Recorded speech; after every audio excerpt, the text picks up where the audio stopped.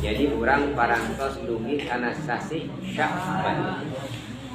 Ari sasi Sya'ban Saur Sayyid Muhammad Alwi Al-Maliki nyebatkeun upami dina Rajabna bulanna salat, ari Sya'ban mah bulanna sholawat.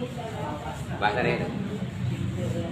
Rajab mah bulanna urang dilungsurkeunana salat, ari Sya'ban mah janten asbab nuzul lungsurna ayat nu tadi diurang diaoskeun tadi.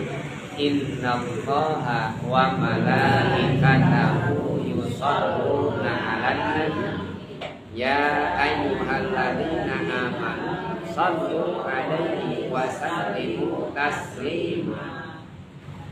Dina sasi Sya'ban eta ayat ayat surat Al-Ahzab ayat 50 genep anu uningana sampai innallaha wa malaikatahu yusholluna 'alan nabi ya ayyuhalladzina amanu shallu 'alaihi wa sallimu taslima.